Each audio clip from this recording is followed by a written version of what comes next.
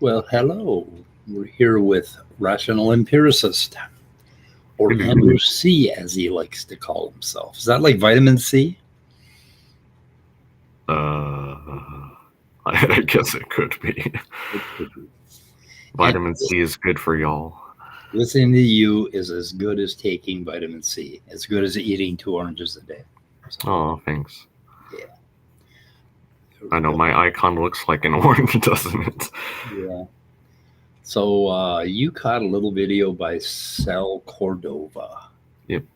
Or I just want to quickly say hey or hi to everyone in chat. Hey, Willie, or did Willie change his name recently? When did he change his name? I didn't see that. I've just a couple days ago, about a week ago, or Willie. Oh, Willie. Okay. I'm sorry, Willie. I haven't been online for a while, so I didn't catch that earlier. Deconverted man, spooky bed hair. Really scary stuff. Spooky. Icarus. Hello, all. Thanks for joining us today for this, what's probably going to be entertaining in one form or another. Yeah. So, did you have any? Did you want to go over any part? Oh God, that look is precious. That was a good clip right there. Hey, David. Hey, Lori Hayes. Good to see you. Not seen you in a while. Yeah, deconverted man. Anyway, so just for genetic entropy in Sanford, and he wrote this book. And have you ever read the book? No, I don't have the patience to go through that. I know. I tried. I tried over and over again, but I couldn't find any information at all in it.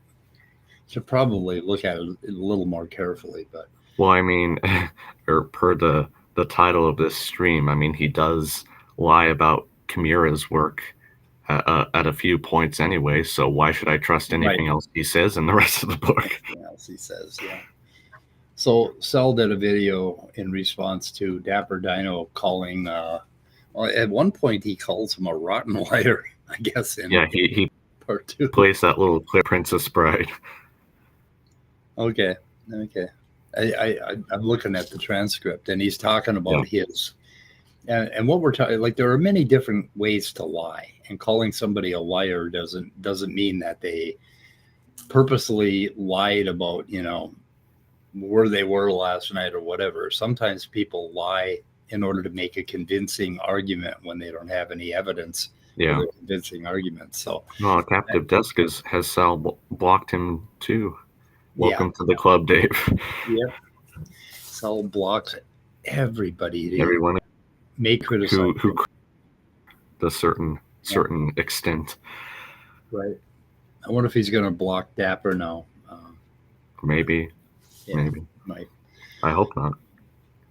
But anyway, so the way a really insidious form of lying is to present some kind of information and to sound like you're really knowledgeable about this, and you're referring to the science, and you're referring to evolutionists, secular evolutionists in their own papers have said that evolution fails. Yeah. And to misrepresent somebody's words or the title of somebody's paper, or to take quotes out of context from the abstract, that is a form of lying that I think is. And I think that's the form of lying that Dapper was implying for Sanford in his video, that he was misrepresenting source and being dishonest about what he was claiming. Like that's what he meant by lying. That's what you get out of that context. Well, Sal probably didn't understand that because Sal is that kind of a liar. I mean, that his entire career is based on that kind of a lie. He didn't watch the video anyway, so. Oh, good. Wonderful. So yeah, he readily admitted to watch it. He just apparently looked at the title, saw that Dapper's claiming Sanford is a liar, didn't look at why Dapper is claiming Sanford is a liar. He Right. just took the title and the description, apparently. And he didn't defend the very specific example that he offered here that we found in the transcript, where Dapper seemed to be justified in calling Sanford a liar. Yeah, he gave reasons why he was calling Sanford a liar for the sources that he was misrepresenting or quoting out of context.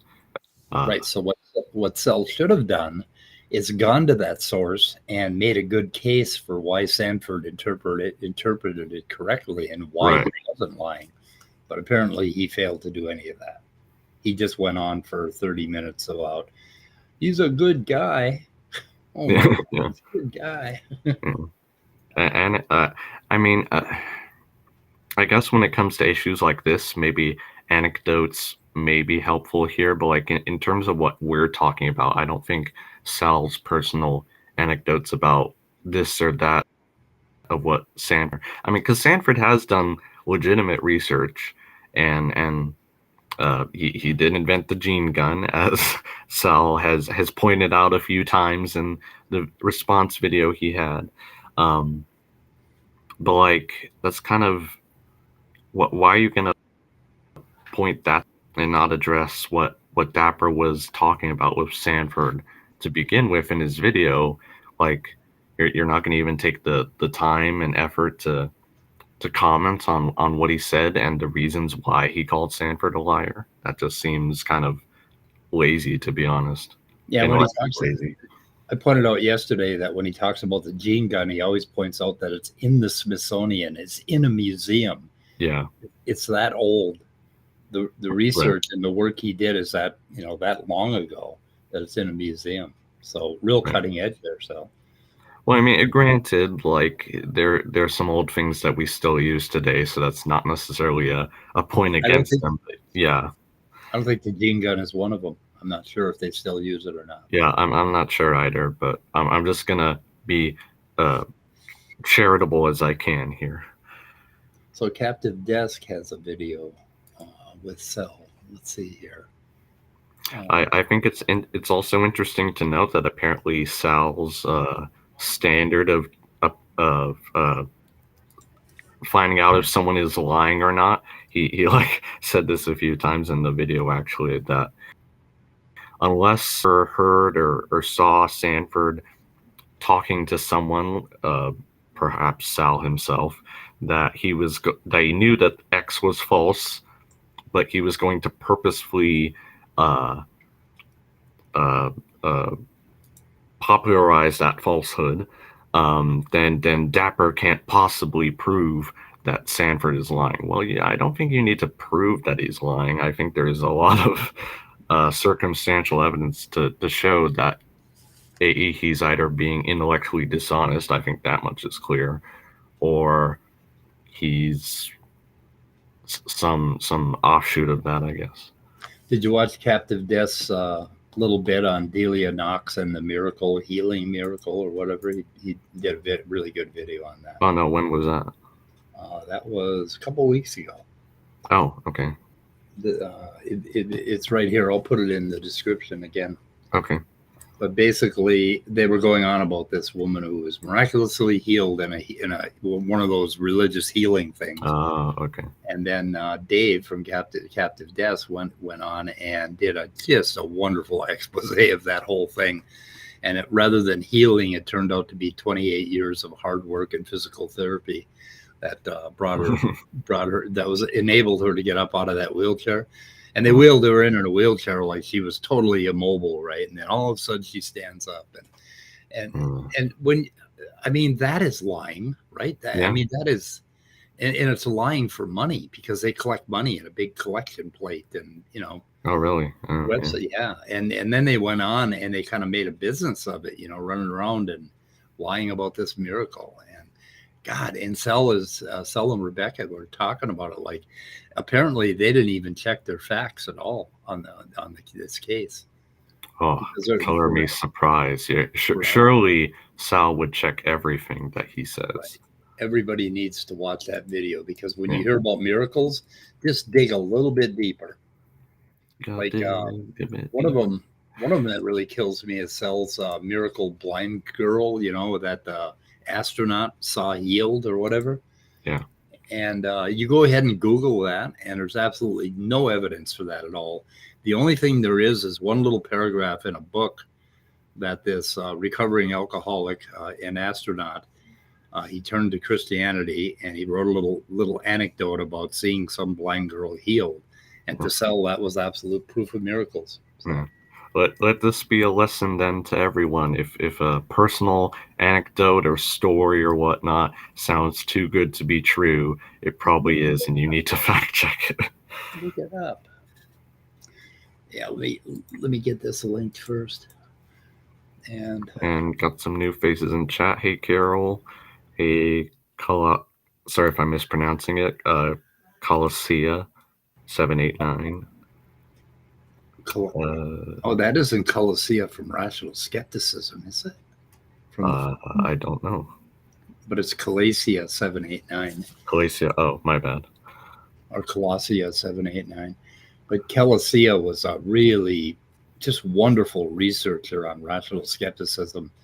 And he was definitely on the spectrum, because sometimes he wasn't too pleasant to people. He had amassed this research on evolution and everything having to do with criticizing religion, and he had like just this extensive library. He could just quote and quote and quote. And I'm not sure if he's still around or not. I should check on him. But that was Leo's here. Hey, Leo. Long time no see. Yeah, okay, let's see. Let's go back to this. Okay, so on genetic entropy, just for the hell of it, I asked ChatGPT if humans are getting dumber. And what I was hoping for is ChatGPT would give me a little research, but there is no evidence to suggest that humans are getting dumber overall. In fact, intelligence levels have been increasing over time as a result of a phenomenon known as the Flynn effect. The effect describes the increase in average IQ scores that has been observed over the past century or so. However, it is important to note that IQ tests measure only certain types of intelligence and do not necessarily reflect overall intellectual capacity, and that is so true. Yep. We have no way of measuring this ephemeral thing called intelligence. Yeah, unfortunately. And, hence, we have no way of thinking we're smarter than the next guy, because what do you mean by smart? Yeah, that's a good point there. That being said, it's possible that certain factors could contribute to a decline in intelligence in certain populations or regions. For example, environmental factors such as exposure to toxins or poor nutrition. Additionally, such factors such as decreased access to education or increased reliance on technology could also have implications. However, it is important to approach these questions with caution and consider the complex interplay of factors that contribute to intelligence and cognitive development. Yep, unique for every person. Yeah. And there was a famous paper that was done by a guy that was trying to make the case that humans were getting dumber. And neuroscientists took a look at it and are like, okay, you're not making any sense at all when it comes to the structure of the brain and how intelligence is actually enacted. I'm willing to bet that population geneticists feel the same way about Sanford's genetic entropy. Yeah. Yep. So I wonder if this is it right here. I wanted to play a little clip. Okay. Oops. I don't hear anything. Yeah, I know. Just one more comment in terms of my qualifications to discuss this is most of my career, I've been an atheistic evolutionist. Later in life, I became a theistic evolutionist, and later I became a biblical Christian. And so I'm sure, as the prosecutor will be asking me, I do have a Christian perspective. Okay. So what should your worldview have with your to do with your opinion or your work in science? What should a Christian perspective, how should that affect your work in science? It shouldn't. It should not.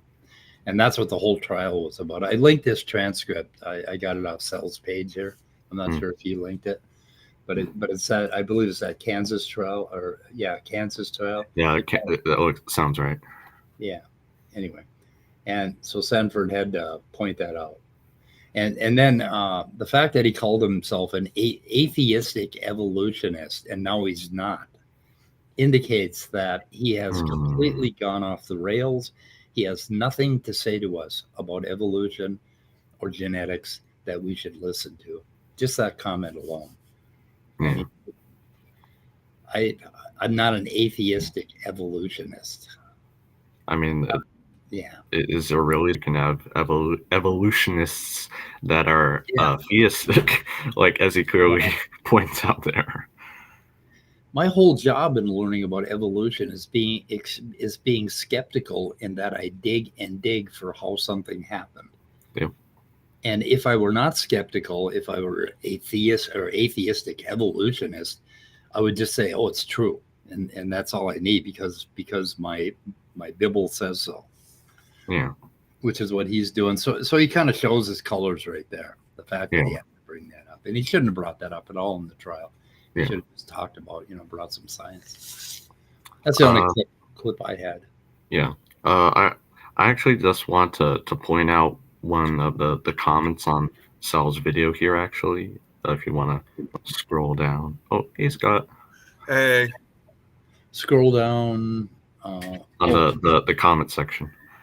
Sorry I'm late. My Chrome is just constantly screwing up these days. Oh, no, I know. I feel your pain sometimes. The late Scott Duke. The very late Scott Duke, yes. Yeah. Okay. How far you want to go? I think it's toward the bottom. What are we looking for? Mashante? It's a comment by Not Good at Saying Thing. Or, I think it's the reply to that one. Go up a bit. Smile? No, Mashante commented on Sal's work? Yep. Okay. Cool.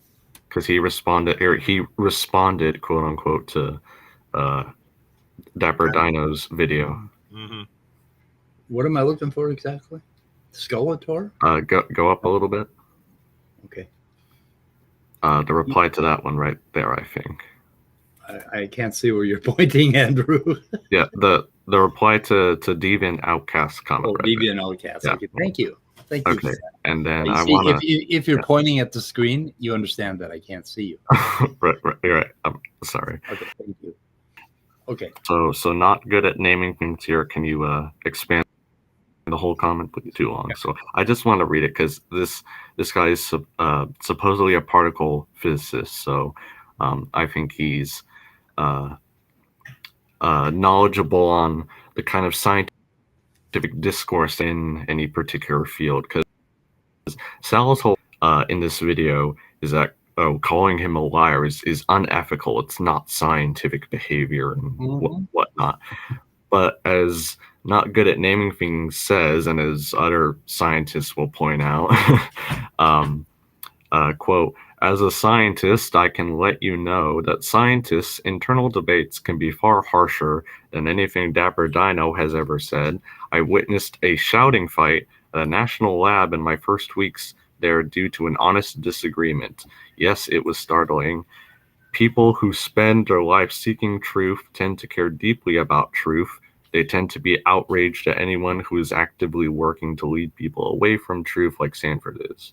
Oh, good. So, yeah, scientists too can disagree with each other and like kind of calling names and just vehemently disagreeing with one another. This kind of behavior can happen. I don't think it's unethical, or well, it how to say it? It's unethical, but like it does happen, so it's not uncommon, I should say. Yeah. Look at Rebecca's comment. Wow, John Sanford is a great man. Thanks for sharing his accomplishments. Yeah. Well, for one thing, like Dapper says, great accomplishments, wrong field. Yeah. So she tends to get all fangirl over people who aren't qualified for the field they're commenting on, sort of like her. And yet she doesn't say the same thing for non-creationist scientists for some reason. Yeah.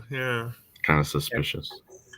calling somebody a liar when they missource something is rhetoric with emotional punch, and that's what Dapper was trying to do, and that's well, and also he always does it as a one of two choices, and if not in that any particular statement you've heard, I know he's said it within the same stream.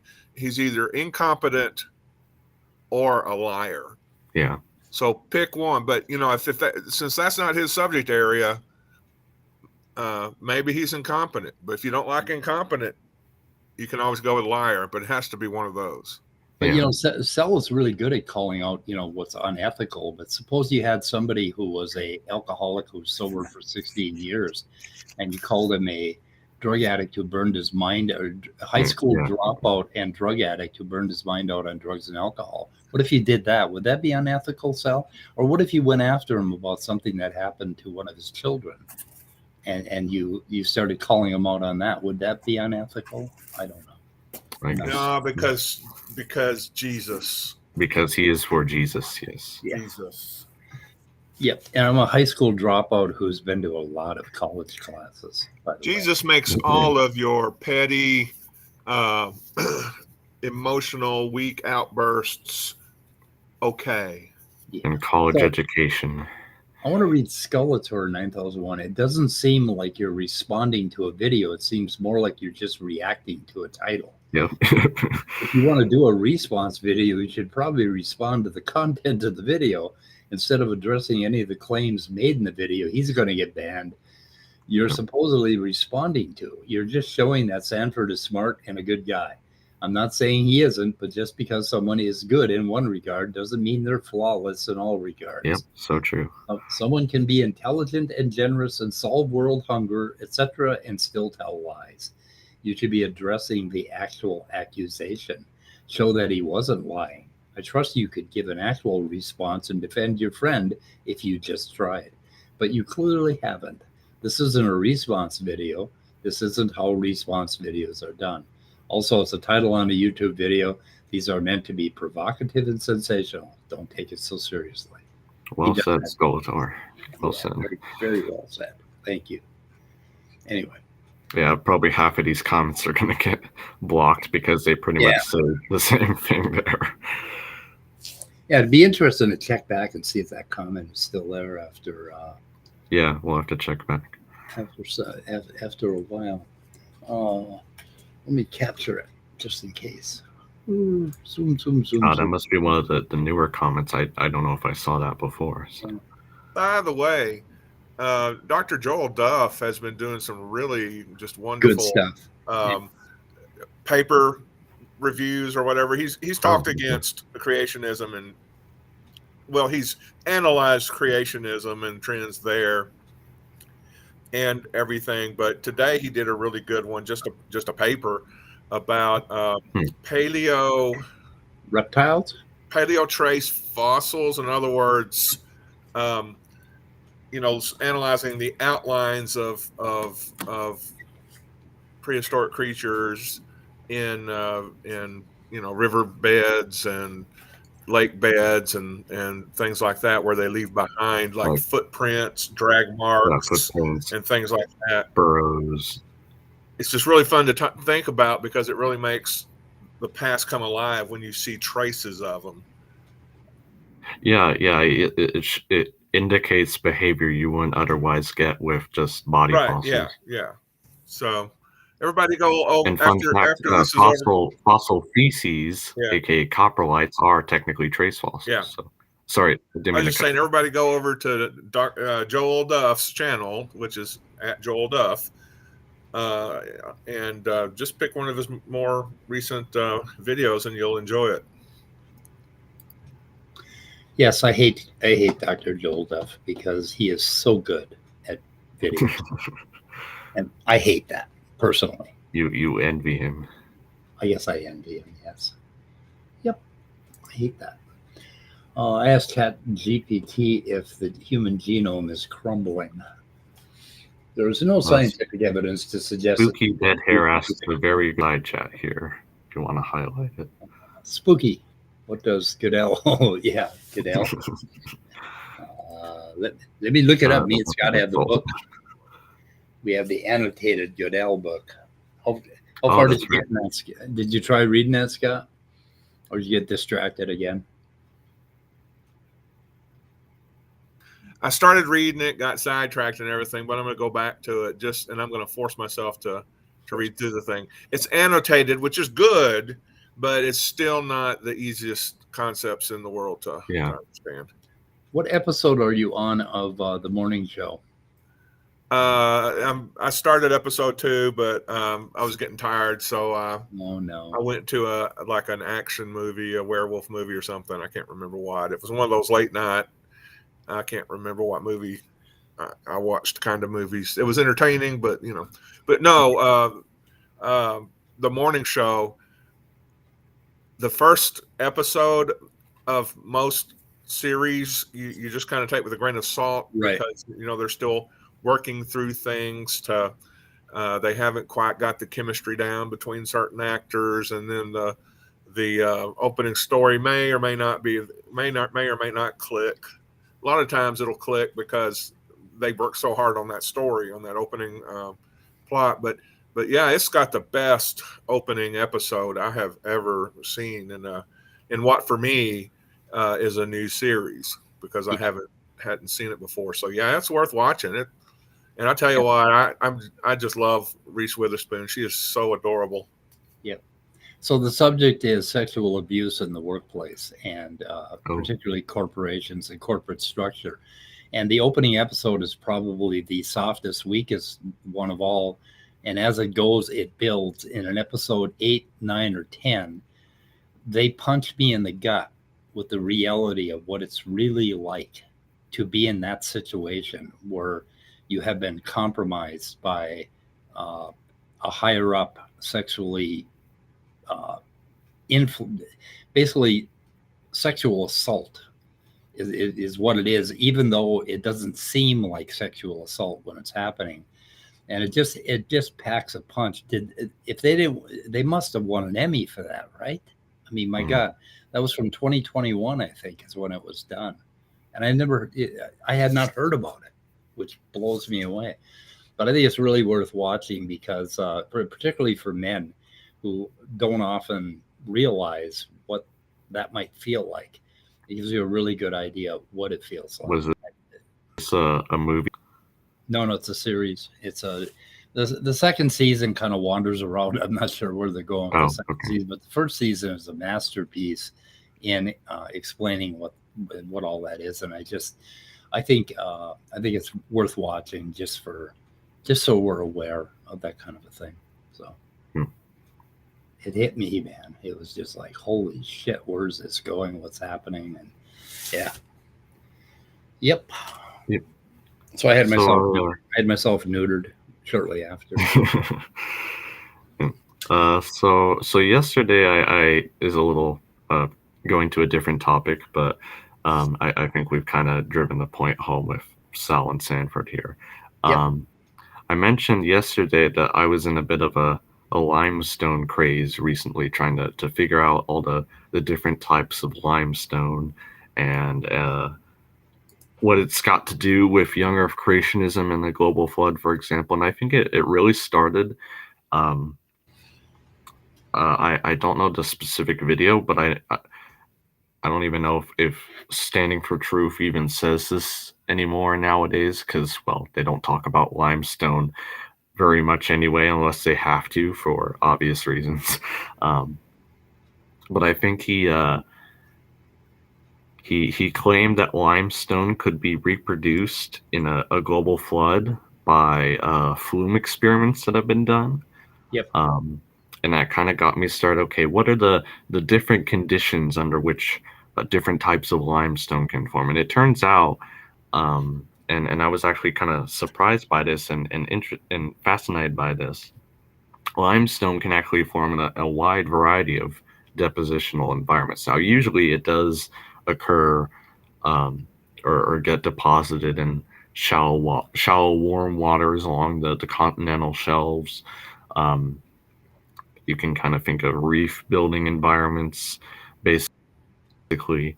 But I mentioned oolitic limestone yesterday. Yeah, got the picture right there, which can be deposited more by wave action than by particles settling out. So basically, you already have some carbonate mud on the ocean surface, I guess, and the wave action and currents basically just move it back and forth and back and forth and roll all of it around to get these nice smooth pellets, spheres, basically.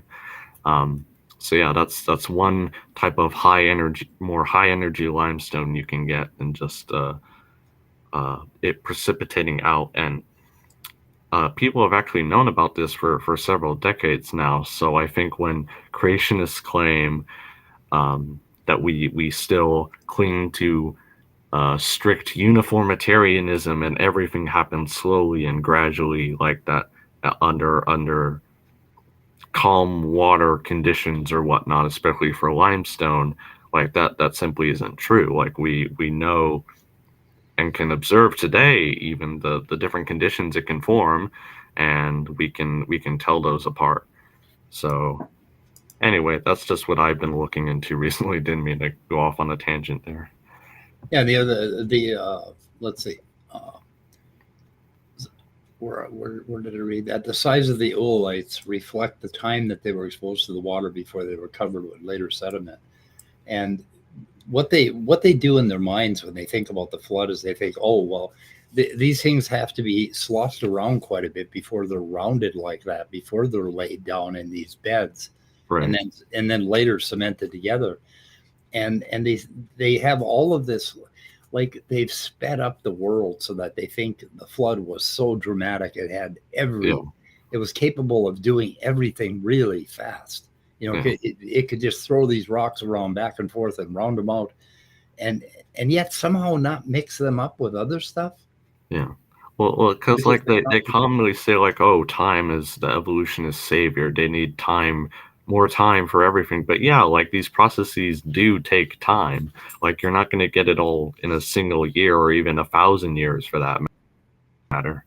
Right. And if you have tidal waves 700 feet high crisscrossing the earth and the crust breaking up and water falling from the sky and all that stuff, you're never going to have a situation where you have one type of sediment that's rolled around enough to round and then lay down in a layer where there's more of that kind of stuff, right? It's going to, you would have sticks in it. You would have dinosaur bones. You'd have human heads.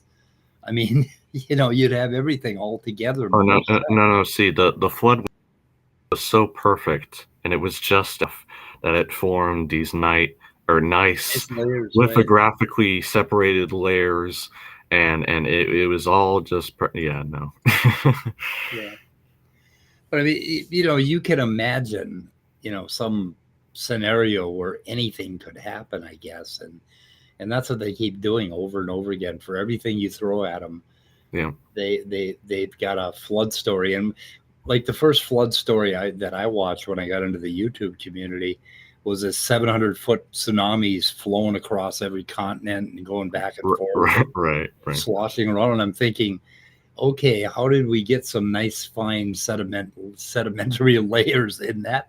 You know, that going on. Well, this is what I was saying. They point to these flume experiments and say, look, they can be deposited and accumulated in flowing water. But when you actually look into the research that's been done about this, the flow velocities of the water are at most like 25, 50 centimeters per second. So that's like barely a mile per hour, if I remember correctly. But yeah, it's not even like a meter per second. Like you're telling me these could only be deposited at those kinds of velocities in the lab, and they claim they're all about science and observational science and whatnot, laboratory experiments. And yet during this flood, that would have to be transporting sediments at hundreds of meters an hour probably in order to get everything around all the time. Like I don't buy it. Like how is this possible? Yeah. And as Pragmatic Crystal points out here, and I thank him for pointing this out because that is correct, that limestone, because of course it's made of calcium. In fact, that's one of the things you can use to tell limestone apart from other rocks. Just take some diluted vinegar or hydrochloric acid and spray, or I guess pour some of it onto the rock. If it fizzes and makes a bit of a hissing sound, and it's limestone. If it doesn't, then it's probably not limestone. So yeah, if the flood happened, and surely it would be highly acidic because all this sloshing and ions being transported everywhere, all this craziness going on, like how would limestone form in such conditions? Like that's chemically impossible. If the water is too acidic, if the pH is too low, you're not going to get particles to be deposited to begin with, and then the rest is just it doesn't follow afterwards from that. I mean, none of geology makes any sense until you look at long periods of time. Yeah, and you can understand it. Any geological formation you look at that they explain.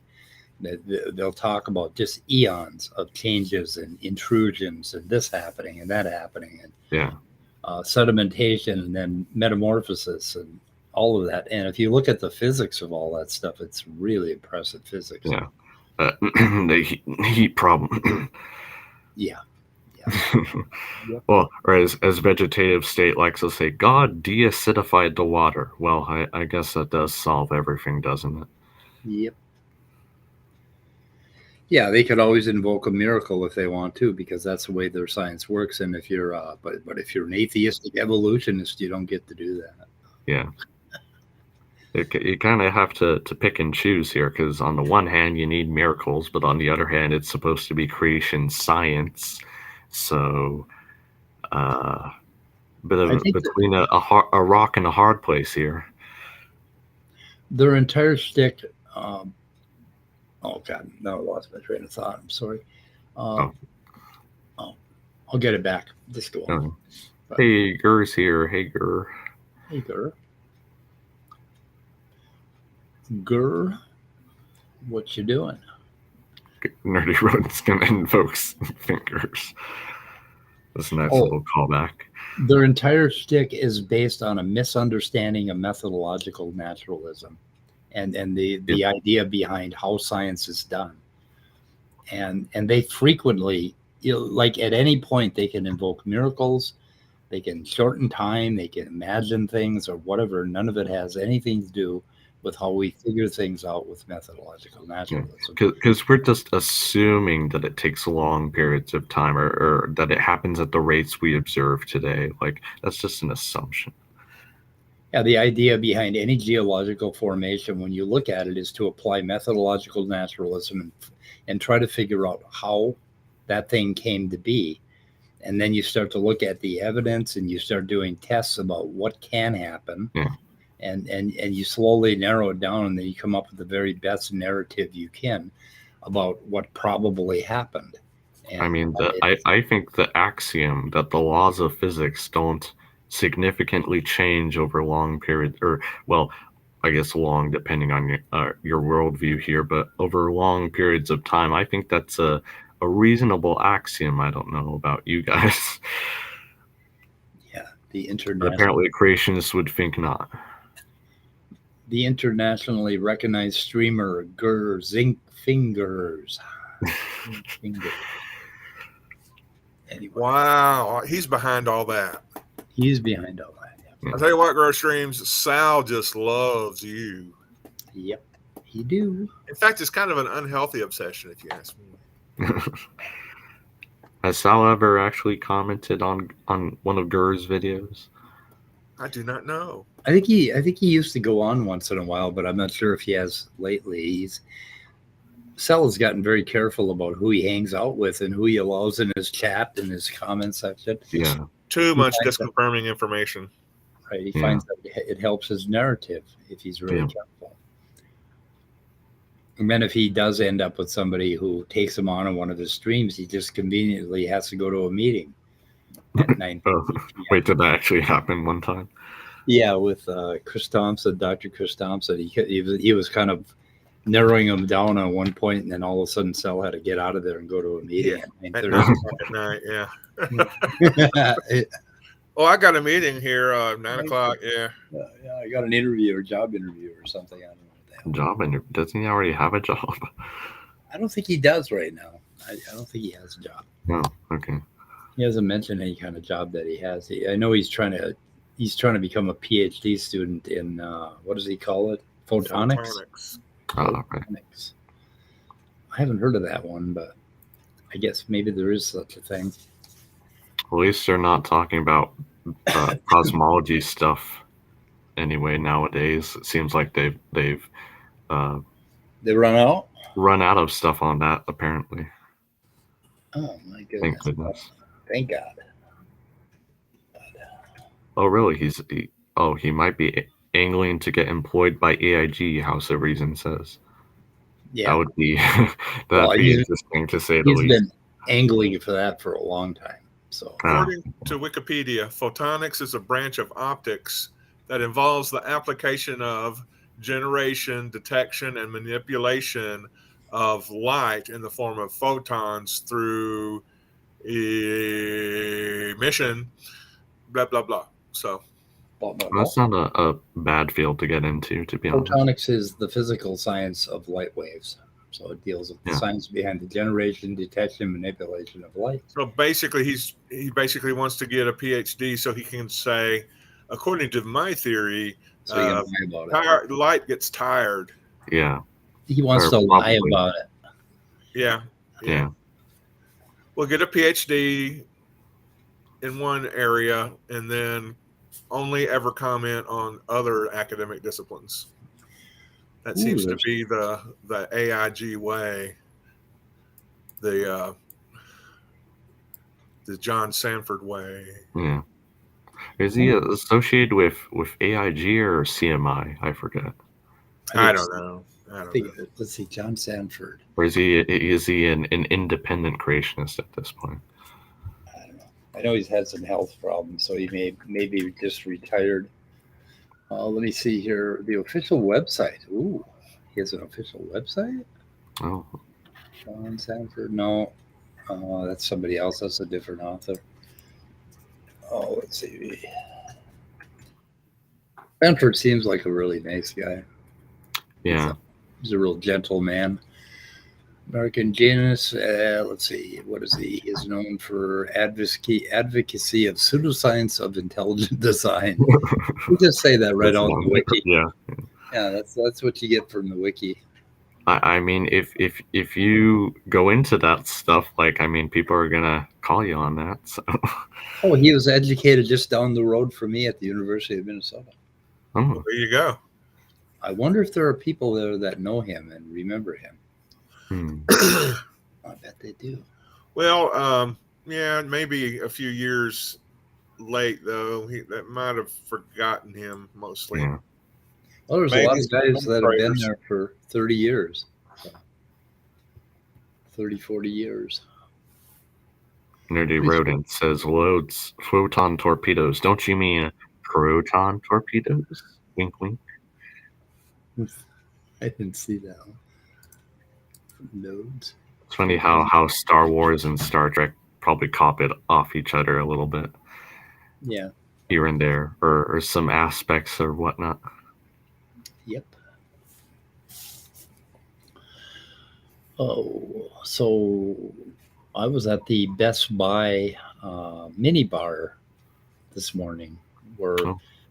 Yeah, well, that's pretty cool to get them drunk, make them buy lots of electronics. That's a great business model. Yes. So Best Buy has a campus that is so huge. It's multi-level thing with coffee shops, and you just wander around that thing like a mall. And so you would consider it multi-level marketing? Multi-level marketing, yeah. It's a really tall. Yeah, that's kind of they do that for a reason. They make lots of money. And then when I went into the parking lot, there were like signs all over, like street signs, and I parked my car, and I never saw my car again. I had to go buy a new one because the parking lot was too big. Yeah, at some point you just have to abandon it. I do that all the time. I mean, rather than walk around a parking lot for 6 hours, you can just walk for a half an hour to a used car dealership and buy a new car. Yeah. And I'm always trying to save time. So that's what I do. Yeah, there's probably like whole sections of the parking lot that are just rusted out old heaps that have been abandoned and left there by frustrated and lost owners. Yep.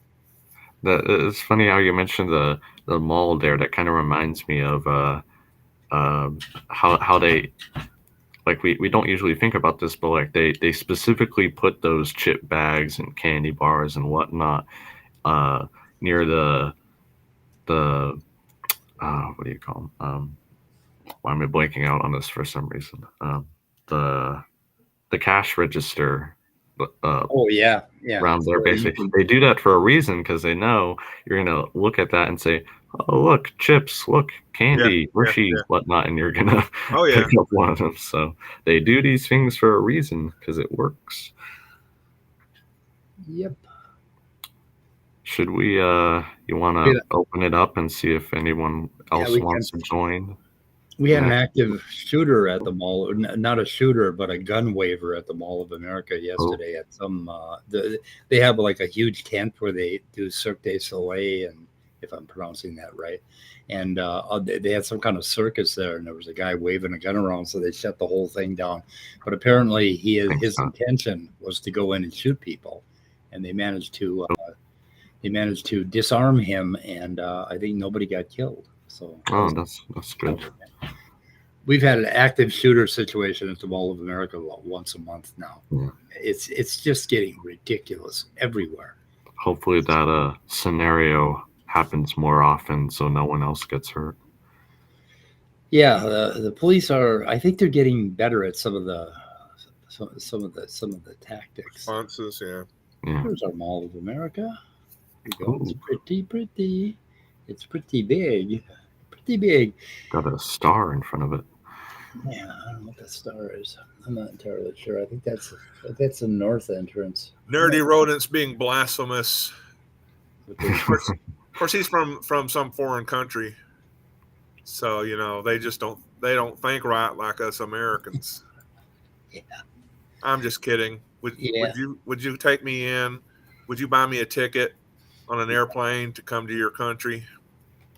Well, I mean, he hasn't said what kind of rodent he is, though, so we don't know what area he's endemic to. Now, spooky. Be quiet.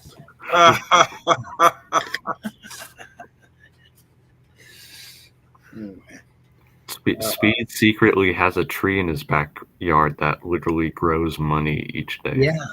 Well, money folks, just click on that link, folks, and come on in, and you can chat about any topic with us. Yeah. Wonderful you're still around. Anybody's welcome, and if you're not welcome, we just won't let you in. Right. Yeah. There's certain people we're not going to let in. There are certain people we are not going to let in. So. Because there are certain people that are like kryptonite. Oh. Kryptonite. Yep.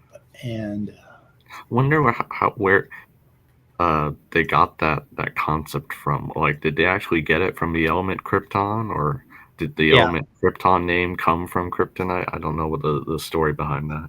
Yeah, he went to the periodic table and found something cool. Just decided that. Yeah, that's just my hunch. Kryptonite. Yeah. All that when the Superman comics were created like 1930 or something, weren't they? Really a long time ago. Oh yeah. Like 100 years ago. Almost. Still 100. Going. Still a franchise. Anyone here into Godzilla stuff? I used to watch it when I was a little kid, and I can't remember what my impression was then, but as an adult, I'm absolutely horrified. Oh, really? We have Chris M. Whoops. Okay, you let him in. Okay. Hey, Chris M. How you doing? Hey. Hello. Hello, Chris. Yo, can you hear me? Or yeah, we can hear you. Yeah, we can hear you. I can turn you up. I'm turning you up. Yeah, sorry about that. Yeah, it's just not exactly sure what you guys want to talk about, but yeah. What do you want to talk about? What do you want to talk about? I don't know. I've been looking at TED Ed videos, so You're coming I in guess it's really, like my really weak. Can usual. you get closer to the mic? Uh, I am close to the mic. Are you? I had a headset, so Get, yeah, and I'm so just continue this discussion while oh, my fucking audio. So sorry. yeah. I got you turned up as high as I can get you, and you're still weak. Yeah. Hey, Speed, vegetative state has given you a new idea in the side chat. Build a church with money and burn it to the ground for fun. Well, no, you got to let back. You build the church, then you get money. Then you build another church out of the money. Then you can burn it to the ground. Yeah, and you need to stuff like stacks of cash into the walls and plaster the walls, plaster it over. At least Money. that's what Joel Osteen did. If I were starting out over again, just young man looking for a career, my goal would be to go to work for these creationist places, and I would Really? get an education, proclaim my love of Christ or whatever, and get into it and do it for about 10 or 15 years, and then sit around and write books about everything that happened behind the scenes. Ooh, that'd be interesting. Yeah, that would be an interesting. So taking them down from the inside, right? Taking them down from the inside, yeah. Well, the question is, could you last that long, though? I don't know. It would take some doing to do that. You'd really have to. It would take some mental effort, that's for sure. But it would be like a deep undercover thing and just get the whole story. But one reason for it is that they pay some of those guys a lot better than a research scientist would be paid. Really? Fortunately, you got to kind of have a PhD and a reputation. But if you build a reputation of even a modest reputation, you have a PhD, I think you can make over $100,000 a year pretty easily for not doing a lot of work other than cherry picking papers, you know. Sounds like they're getting desperate for credentialed people. Yeah. Like Nathaniel Jensen, all he has to do is write stupid books and then look constipated. Yeah. And say, did you read my book? Did you read my book? Did you read my book? You didn't read my book. I thought you said you read my book. You know, so. Yeah, I could do that for a living. I don't know. We have a question from Laurie Hayes, a.k.a. David. Yeah, I don't know where LPP has gone. Yeah, I have sent emails to him and he's not responding at all. And normally he'll respond and say, "Hey, everything's okay. Or, how are you?" But he's not responded at all, and he hasn't been anywhere. And I'm a little concerned about that, actually. He may have admitted that he's now not a real Christian and doesn't really want to do it on YouTube anymore. I don't know what happened to him. Well, he's got his real name. I hope he's okay. Yeah, but there's a few of those out there. Well, I wonder if we could, if do a Google search or I don't know, something like that, and find them in a different medium. Even maybe do an image search, and maybe he's just doing business as under a different account or name. He probably has a new scam. Yeah, that's what I was thinking. Some other interest. Yeah. Well, to answer to your question, Speed, if I ever got a place to go undercover with those places, you would be probably more resilient than me, because to me, going to a creation museum is like walking through an insane asylum. So I don't know. It's just, for me, it's like walking into like a loony bin town, I It, guess. it's So propaganda of a different kind, Yeah. basically. Yeah, you'd probably have to get yourself through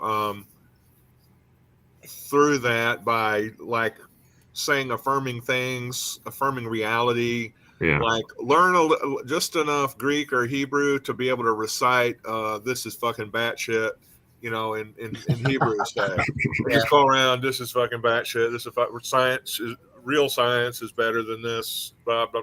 I'm sure there's ways to do it in Hebrew or Greek. So or you can't do it in Latin because they would pick up on that, and they're not Catholics.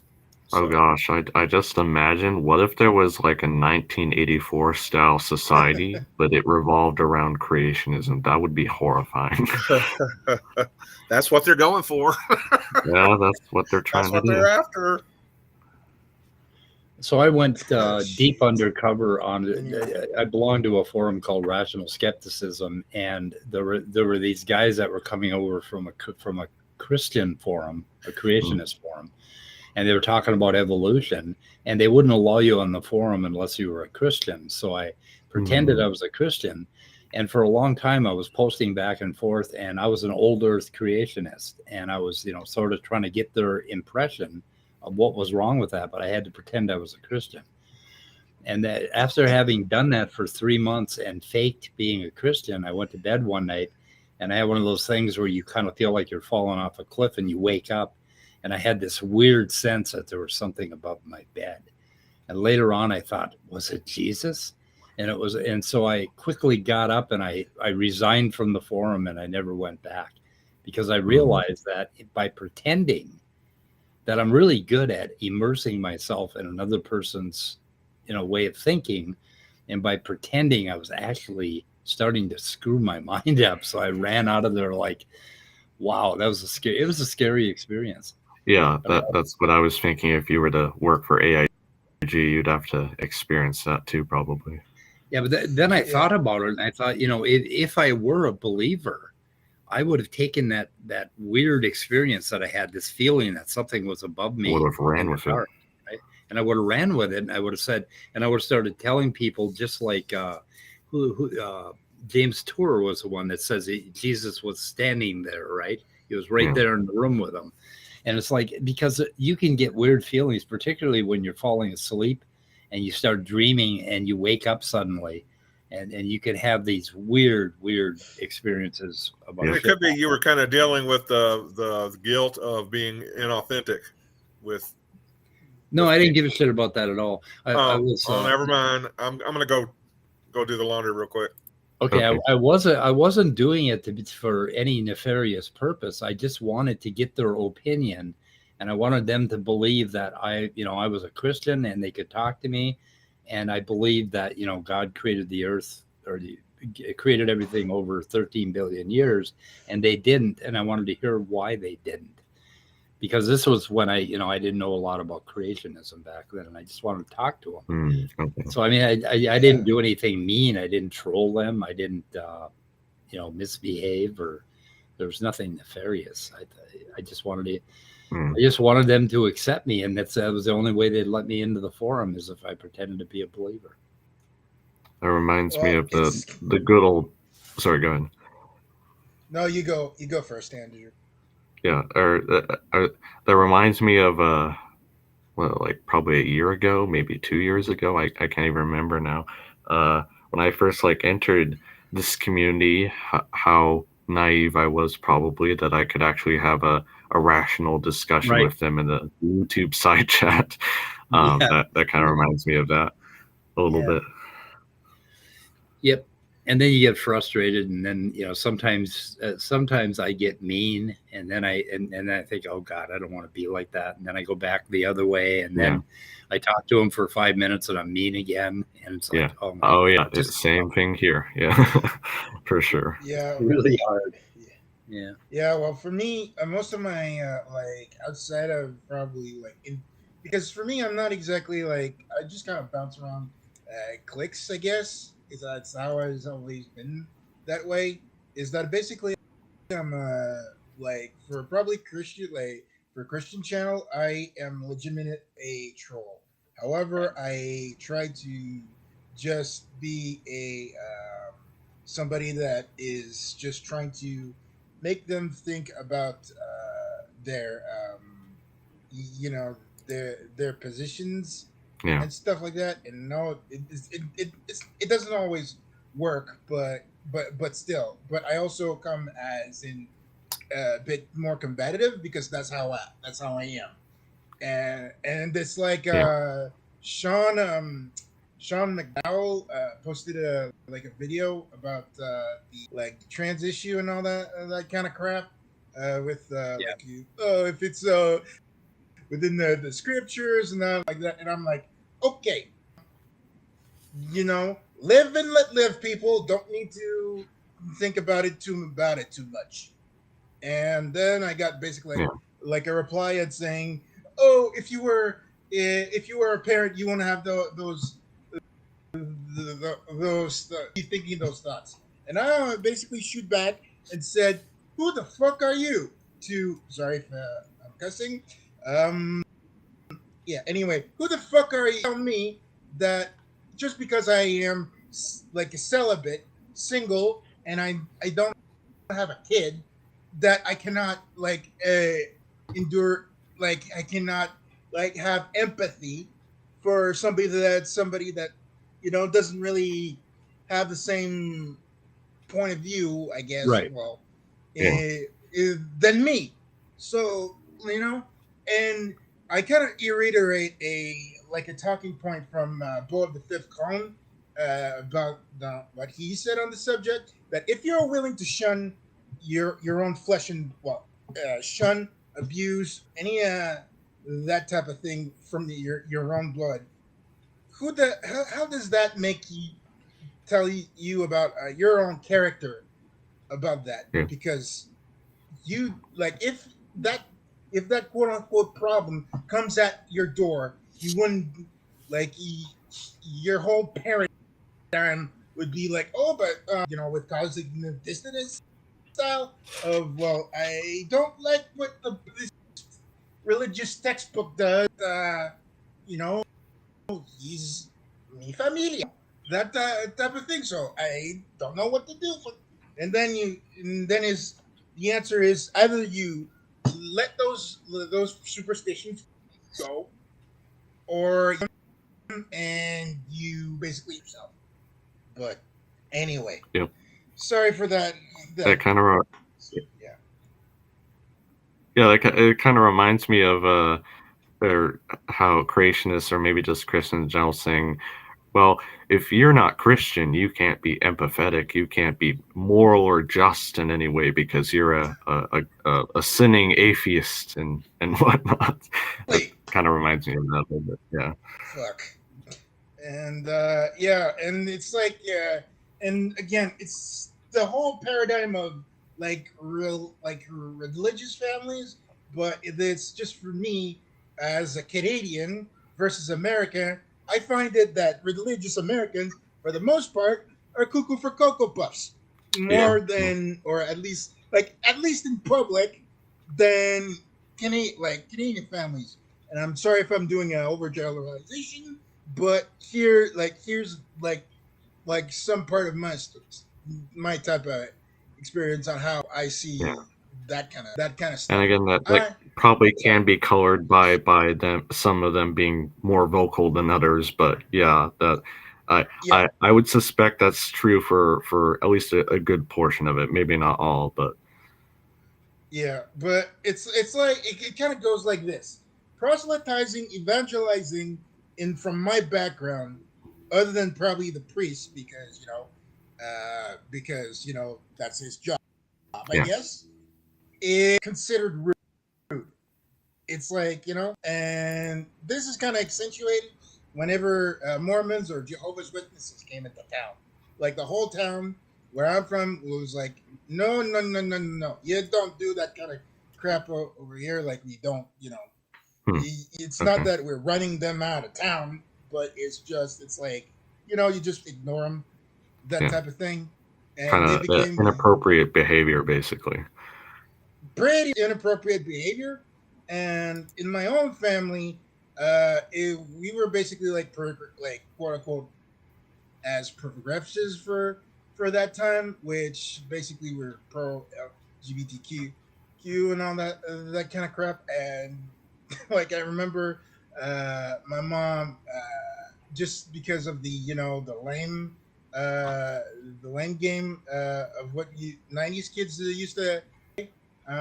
Anyway, and my mom, due to that whole scandal, she just kind of is like, because she's a pharmacist, by the way. She was a Hmm. pharmacist. She was like, the patients that are farmers that make honey, and they're a patient of mine. You know that, son? And it's like, yes. What's the problem? Well, they're gay. I was like, oh crap! I just insulted. I'm like, please, I want some money. That kind of that type of thing, you know. Yeah. And another thing is that it's like my mother, like, ironically, was very pro science, to the Hmm. point where she wouldn't let us watch cartoons. Like she preferred us to spend some time with, like every day it was basically like Discovery Channel. By the time we go home Well, that sounds nice. from To be honest. school, maybe Yeah. Oprah, maybe Dr. Phil once in a while. Yeah. Well, although Dr. Phil and Oprah was like her programming, but for She us, didn't make you watch those Disney nature things where they threw birds off of cliffs and stuff. oh no, Okay, because that's sort of science, but you don't want no, no. to. Okay, But technically, Discovery's is CBC. Well, not CBC, but it's a British channel. It's not, Anyway, I'm not gonna do false sequitur stuff, but anyway, Yeah. And you but said you come instead, from Canada, or you're in Canada? yeah, I'm from Canada, so. Oh, well, thanks for sharing your perspective on that. I didn't know there was a as much of a difference there until now. So thanks for sharing that. Well, the brain, like religion, like we get the brain rot from the U.S. too. It's just Yeah. it's not in polite society as from what I can experience, but it's exported. But so anyway, you're saying America is the biggest exporter of brain rot out there? Yeah. Oh, okay. yeah, Well, pretty much.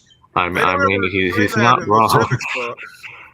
So Yeah. we used to bootleg, or we get these skip Canadian TV from in northern Minnesota.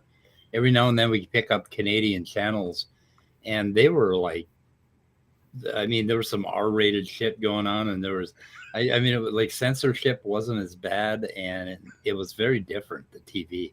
So we'd always try to grab it when we could get it, Hmm.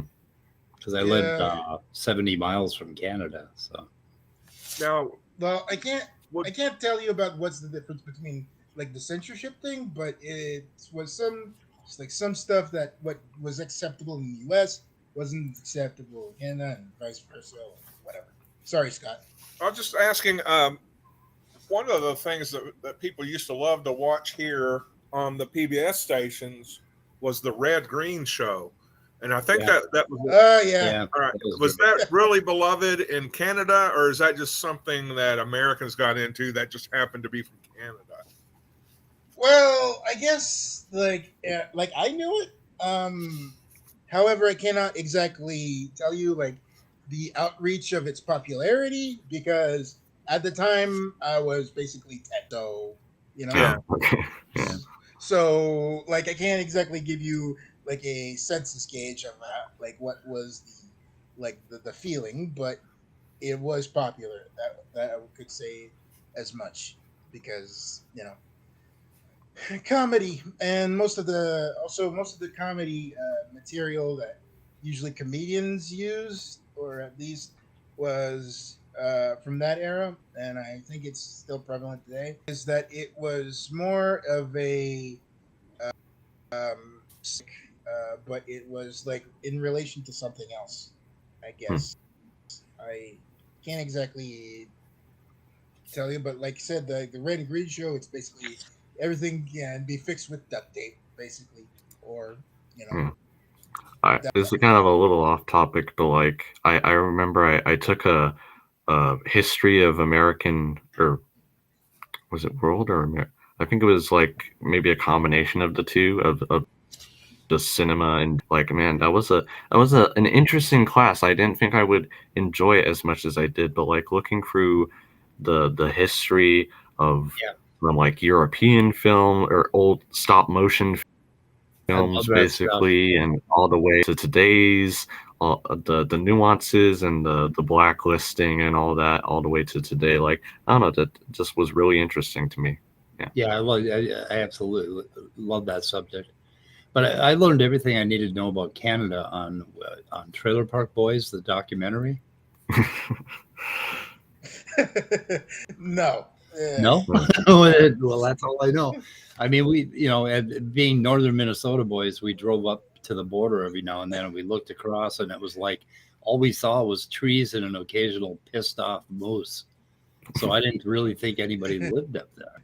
So, Well, it's just like I said, it's comedy is kind of like weird, but it's not.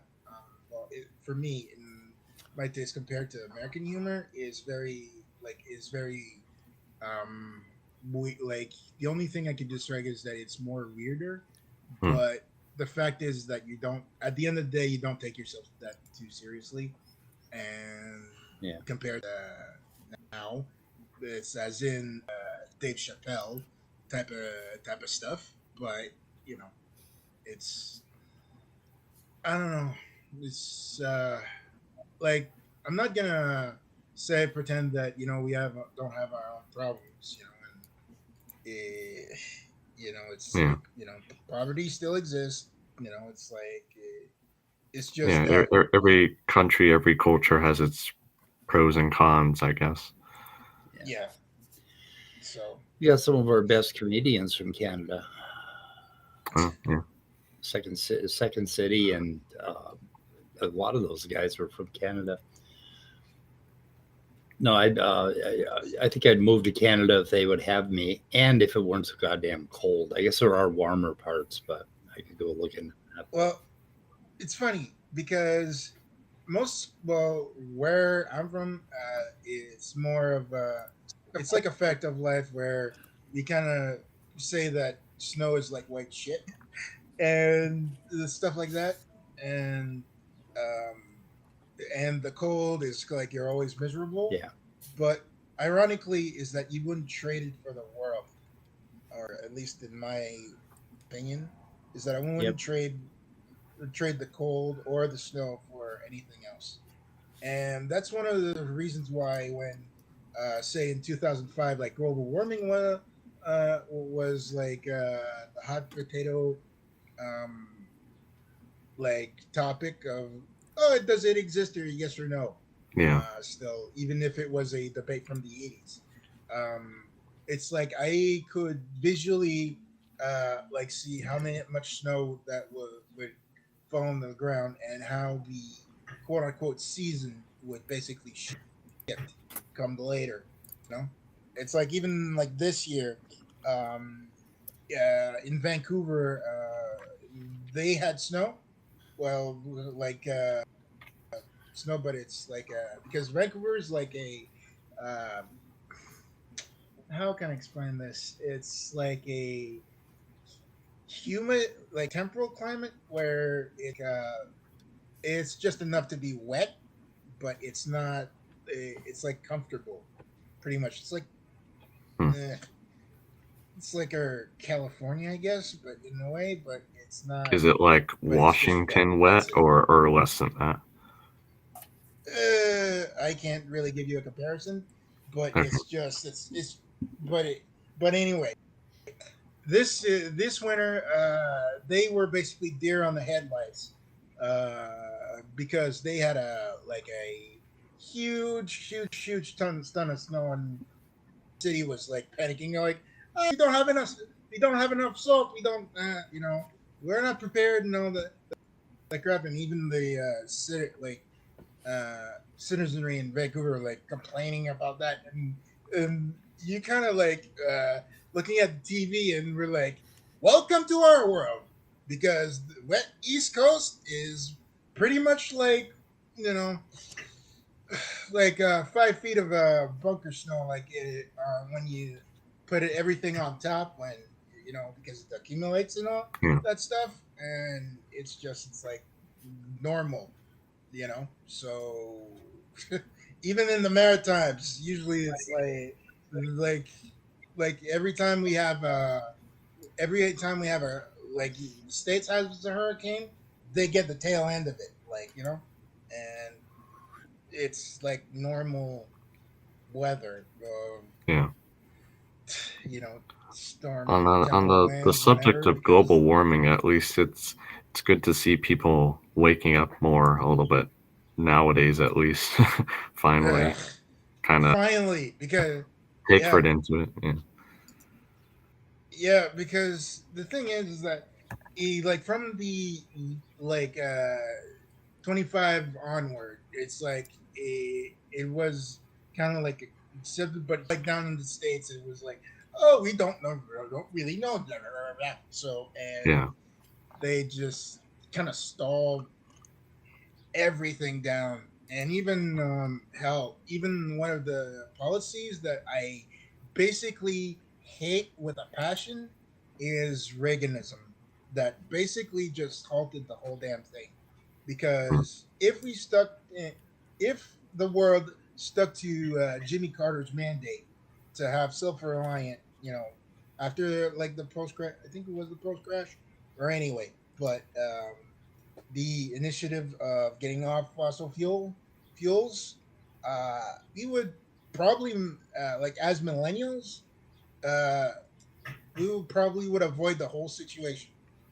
Yeah. Maybe if we have Yeah. stuck to that kind of At least make it a lot type of less mandate. worse than we have it now, because I think they're saying now, or what I the most recent estimates I've seen are that if we keep going business as usual, basically, then we're basically set to hit 3 degrees Celsius increase on average globally. So Yeah, we're kind of already at that tipping point right now, and we need to not a lot of time left. yeah, and then basically we have to just kind of pick up the tab, I guess. Yeah.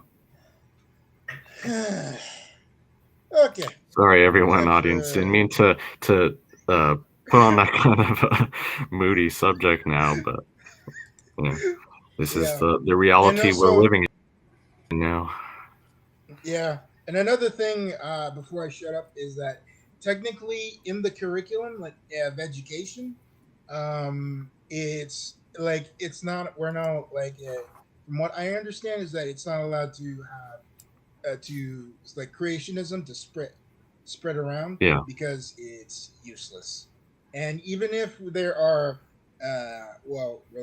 religious schools and even private schools, the government the government has the authority to enforce what's on the curriculum, which means that it's not this like optional type of bullshit type of thing, or like what they've done in with history yeah, or something like that, because of the uh, black what is it, black critical theory or something of that shit that's technically at the university level. But anyway, but what I mean is that I think you mean critical race theory. there's no doctored sorry, critical race theory, excuse me, it's a blackout. But anyway, it's just those type of things are not exactly as debated, because it's like the government sees the education as, okay, you have to do this, like this curriculum needs to have this and this and this, and and it has no, like, if a subject is called into question, it has to have merit for it to have to be done in classrooms. Like now there's an emphasis on IT stuff, basically coding and all that kind of stuff. Yeah. It's starting, but it's like very slow, but still. Anyway, so Well, I mean, a little regulation probably, more regulation probably wouldn't hurt. That's for sure. yep. Anyway, Hey, Dave. okay. What's that? Nope. Dave. Captain Hello. Dave. Hello, Yes, everybody. Dave, Hey, I want to stop by and Hey, say Dave. hi. Hi, Mike. Hi, Andrew. Hi, Scott. Hello, Chris. How y'all doing? Hey, Dave. Okay. Doing good. Yeah, I think I was just telling Mike the other day, I don't think we shoveled snow this year. And Yeah. I've lived here all my life, and I don't remember a time where we didn't shovel snow. Yeah, Which that is weird and that- ironic because I remember one day we got snow here in California. So Yeah, Southern California was getting snow, and my shovels have dust on them. So yeah. If we got snow this winter, I don't remember it. It was so insignificant. Yeah, but you had like what, 23 degrees at one point? One day, yeah. Yeah, well, still, like our weather was like a bouncing ball this year. It was just really weird, a really weird pattern where it would just keep going back and forth between these extremes. It's very odd. I can't remember a year like that. I don't know. yeah, we had a cold spell right before the holidays, and then the rest of the year was pretty mild. We had, it wasn't warm or anything, but for January here, if it's hovering around freezing, that's odd. We usually get some sub-zero and all that, the occasional storms and everything. And Yeah. mostly we got rain, so it was very odd. Well, Almost as when I if was- the climate's when I was a- changing. Weird, isn't it? Mm. And I say, and I'm near the lake, so Well, Buffalo got the lake effect, but none of it has came back around the other side. So Sorry, what were you going to say, Chris?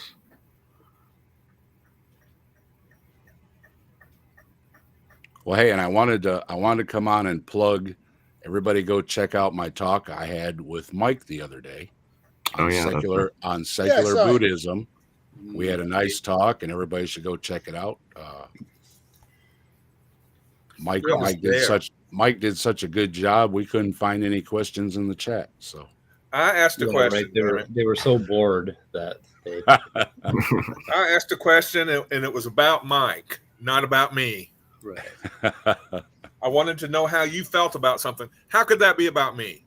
Yeah. and next week will be Deconverted Man will be stopping by, so Nice. that should be fun. I thought he'd been on your channel before, or had you been on his channel?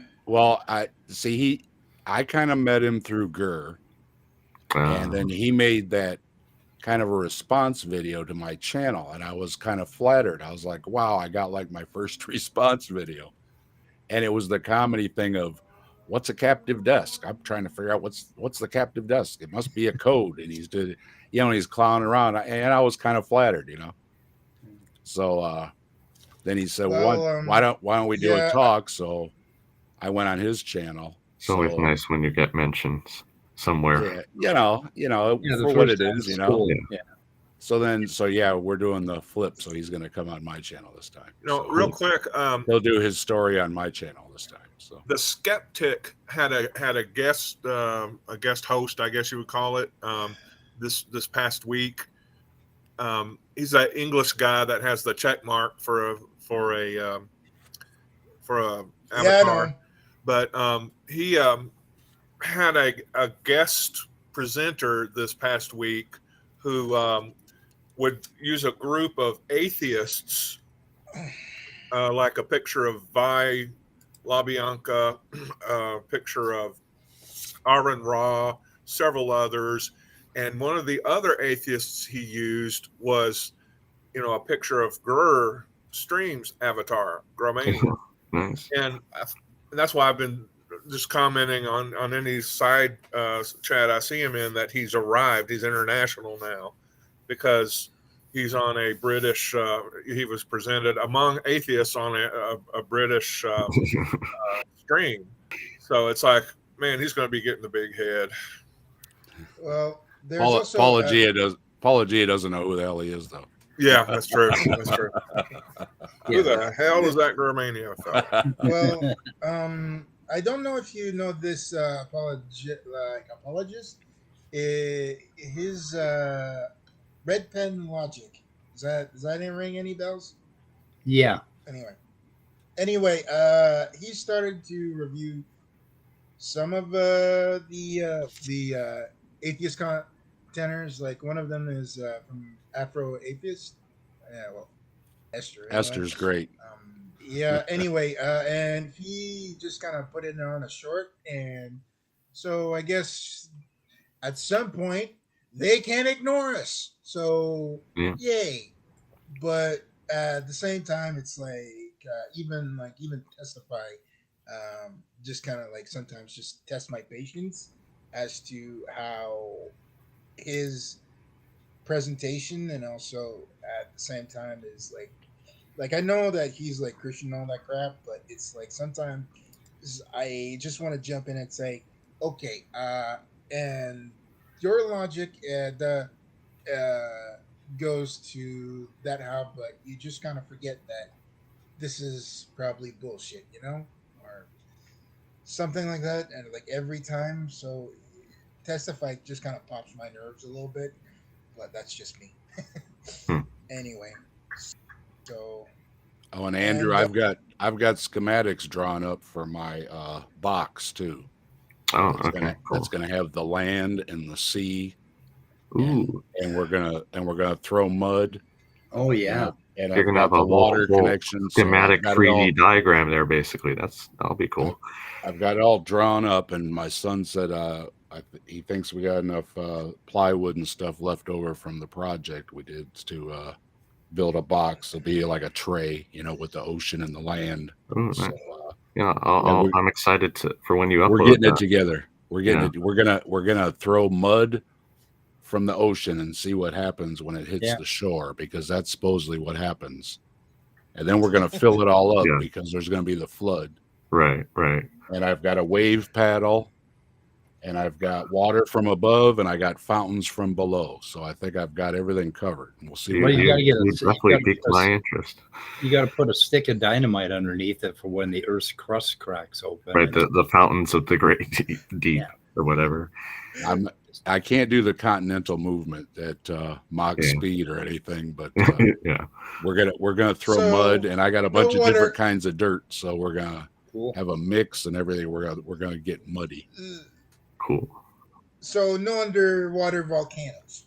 No, this is just gonna be the creationist layers of the all the layers of the sedimentary layers and etc. All the layers. The experiment that they somehow never do.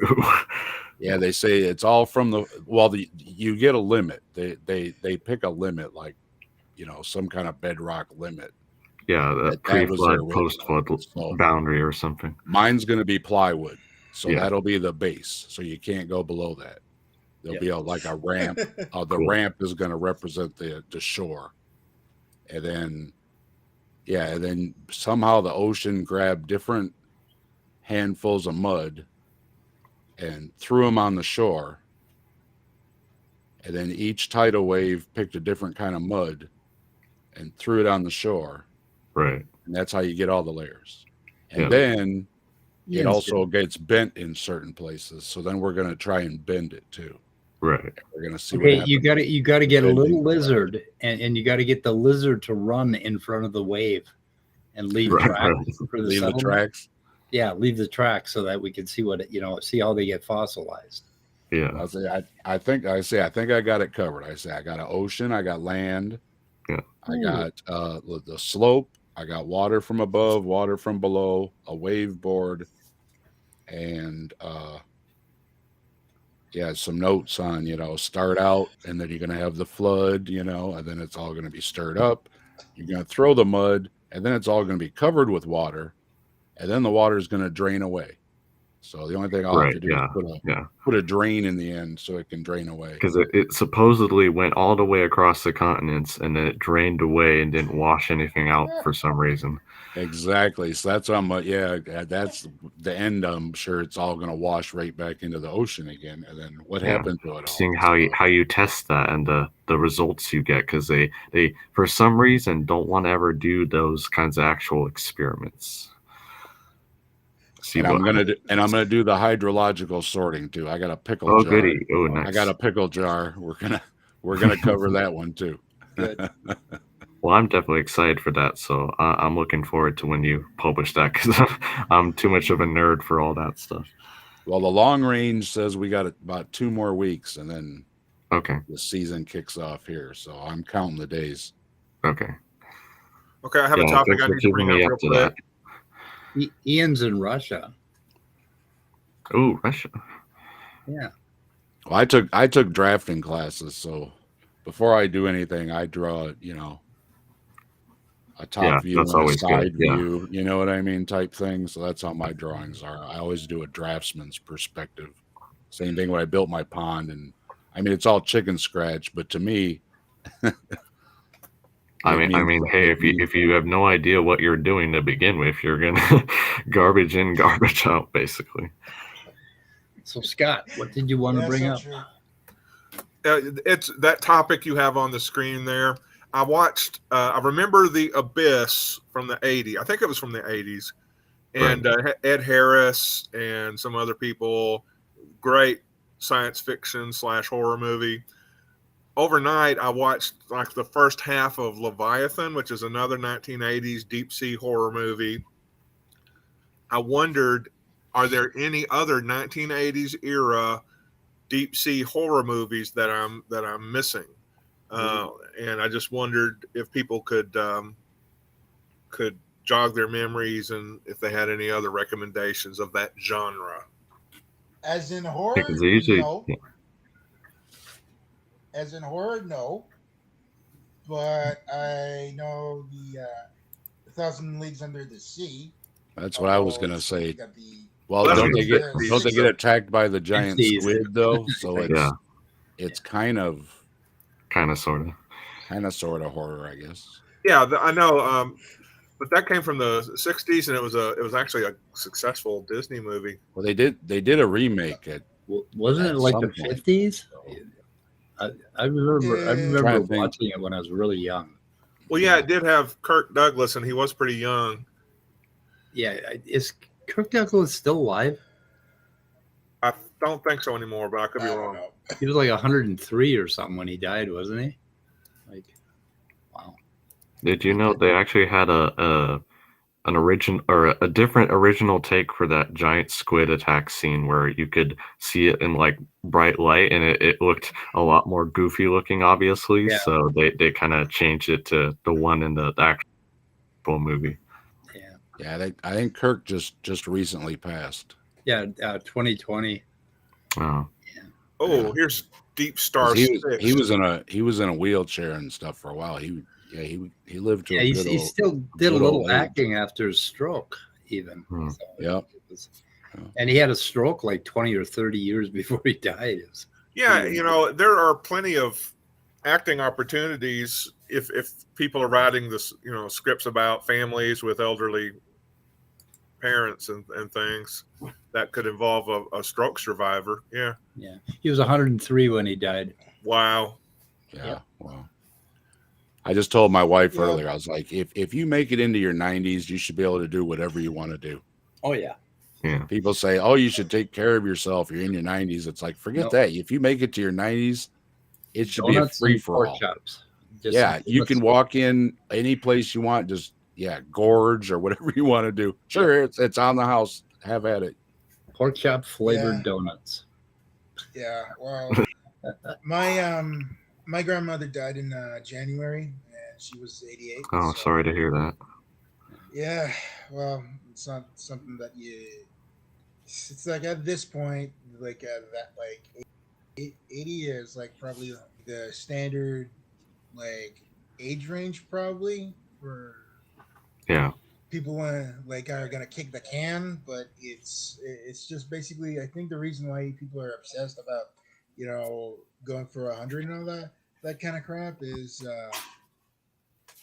basically it's because is that the fact that medically we can just kind of surpass that type of stuff, and I don't know. It's just, Both my parents went about at 77, and both of them died from something popping in their brain.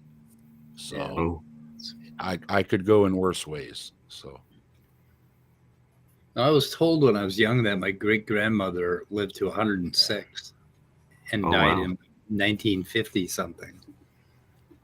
now my wife's side of the family, she had a grandmother that was in her 90s that was hitting the exercise bike so much her doctor told her, "Hey, you got to take it easy." Wow. Yeah. So her side of the family, hopefully my sons get some longevity, but yeah, mine is right about the average, right about 77. You're done. yeah. My grandfather was 72, although to be quite fair, he had lung cancer when he was 27, and yeah, scar all across his chest. Also, at the same time, but when I was about 10 years old or 12 ish, he almost died on the table. Did have like intestinal cancer, I think. And he had just had to cut it, and yeah, almost died on that, but he somehow I was gave okay. I gave my dad mouth to mouth resuscitation. He took in some water at the beach and he wasn't breathing. Yeah. Wow. And Oh. luckily, I was a Boy Scout and we had the health class and everything. And I was like, he ain't breathing. So I propped him up, pinched his nose, and breathed in a few times. And he coughed out a bunch of seawater. And Oh my God. Yeah. a few days later, he had to, go through the hospital. They got a bunch of IVs in him, and cleaned him out. And he said, "Hey, David," he called me over. And I said, "Yeah, what's up?" I walked over. He stuck out his hand and he shook my hand. Huh. That was my dad was a man of few words, but that was one moment we had where he was like, "Thank you." Yeah. So That's nice. I did a good deed. I technically I saved a life, and it was my dad. Nice. Yeah, that's something to look But, for. My dad was proud of me once. I remember he was proud of me one time, and that it stuck out in my memory. I shot a 180-pound buck, and I was dragging it Wow. 5 miles into the woods, and I was dragging it out. And he stopped by, and I was 16. And he gave me a shot of brandy, and he said, I don't think he said anything other than giving me a shot of brandy. So that was it. But I knew he was proud of me. So, because I killed something. Well, I that- finally killed something. My dad used to get a big grin with the big fish pictures. You catch that big fat walleye, and he'd have that big grin ear to ear holding that fish. I remember those pictures a lot. Yep. yeah. Anyway, guys, I kind of want to get out of here. Yeah. Right. Shoot this. I just in. wanted to say hi. I wanted to say hi to everybody. Always good to Yeah. see everybody. Thanks for coming in, Dave. Nice. Nice talk. Thanks for keeping us up to date with all that. Okay. Yeah, and I came away with a list of deep sea horror movies Oh, you from got- the 80s. Really? They gave you suggestions? They did not give me suggestions. Now, Ian Chen did. It's one called The Rift. It's I think the lead actor is R. Lee Ermey. Apparently, it's not very good, but then again, R. Lee Ermey, guys, come on. Yeah. So, And Mike, I I left a link in the chat earlier there. You got to go check out Look at Trees. He started fire with a stick. yeah. Oh, yeah. Yeah. I mean, that ain't easy to do, and he did it. It's very impressive. He details on how to do it and everything. And I think everybody should watch it and know how to do it, just in case. And don't forget to hit subscribe to his channel. Yep, he's got a lot of similar videos. So Yeah, but to be quite honest, it was like with friction, yes. Yep, he did a good old friction fire. He started fire with a stick. Yeah. Did he use a bow or just? He uses a bow. He uses a bow, but he said he's going to do one with a hand spindle next. Okay, cool. Yeah, that might save your life someday, folks. Yep. Yeah. So go check it out, and give him a subscribe, and or it may help you commit a crime. Stuff. I put it in the description. And he gives a lot of good tips and things and everything, and some good Murphy's Laws tips, just to keep in mind. Just that's when you're going on a day hike commit a crime without evidence. Yeah. Okay, guys, I'm sorry. I thought y'all would find that helpful. I'll stop speaking. All right, everybody, have a good evening. Okay, guys. Later, all. Goodbye.